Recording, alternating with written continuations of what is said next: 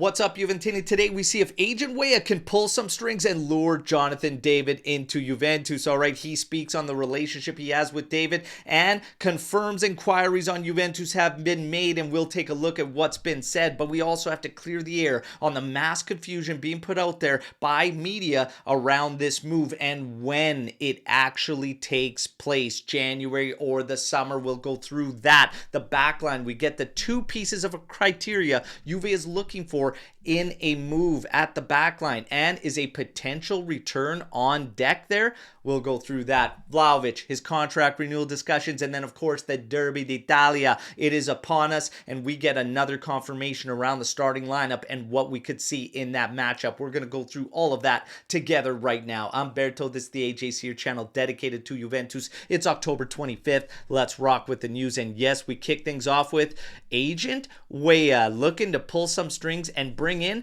one of his best friends, Jonathan David. So yes, Weah, he speaks out on the relationship, saying that he is, in fact, Jonathan David is one of his best friends in football. And he confirms that a lot of inquiries have been made around Juventus, and Weah's had nothing but positive things to say. But also, let Jonathan David know that if you're looking to join Juventus, get ready to work hard. As far as Giuntoli goes, we know he admires the Canadian international, and he has been eyeing him up for quite some time, and all the signs are pointing to him making advancements in January to sign Jonathan David. Now, this is where media is stepping in and creating mass confusion, because there are still several outlets and several journalists pushing for Jonathan David, saying he is going to be a name that joins in January to come and help Juventus.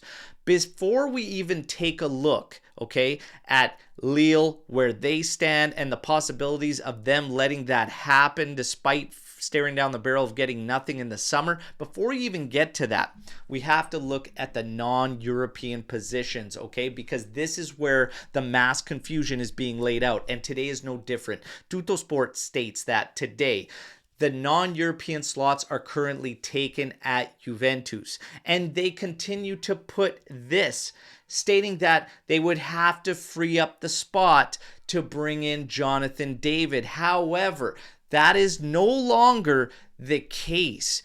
Things have been changed. Everything I can actually personally find, because this discussion has come up several times between myself and some of our viewers, and they state the two non-European slots have been taken and signed and fulfilled for the season. And everything I can find is that that is in fact true, and there is no longer any way to free up non-European slots throughout the season. You are allowed to fill it with two names at the beginning of the season, and that runs the course of the season.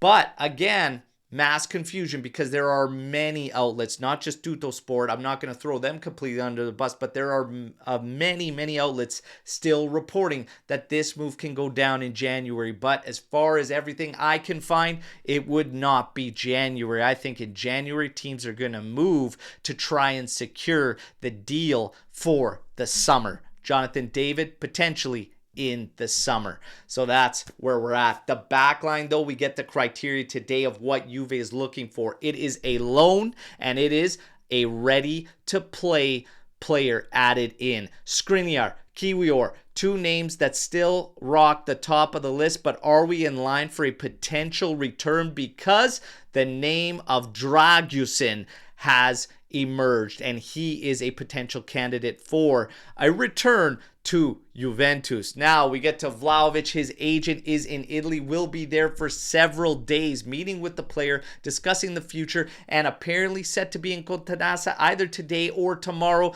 to have some discussions with Juventus around that renewal. And we know where Juventus stands. They want to bring down the annual cost and extend. Now, on the last post-match live show after Stuttgart, I did say, just be aware, because even bringing down the annual cost helps Juve in a sale type scenario. I still think all possibilities are open come the summer with Dusan Vlahovic. And you can go back to this past summer, and I said the next saga after Chiesa will be Vlahovic.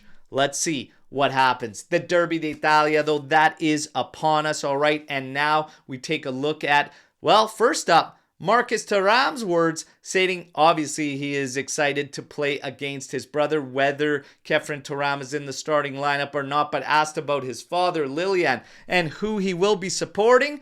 Even Marcus knows who he's supporting, claiming he was a Juventino. He will be supporting Juve, and Khéphren is there, and that's okay. Yeah, it is okay, Marcus, all right? You joined some scumbags. You got to deal with the consequences. Khéphren, he's a good boy. He's a good boy. And Daddy knows what's right. Now, as far as the lineup goes, Di Gregorio, Cambiaso, Gatti, Kalulu, Cabal, Locatelli, Fagioli, Conceição, Ildes, Imbangula, and Vlahovic confirmed again today. So back-to-back, we get the exact same projected lineups, but we always know Motta can always throw a little curveball and get a surprise in there. What will that surprise be? And speaking of the brothers, would you start Khéphren Thuram in this game? Maybe a little added incentive, added motivation to play against his brother's side?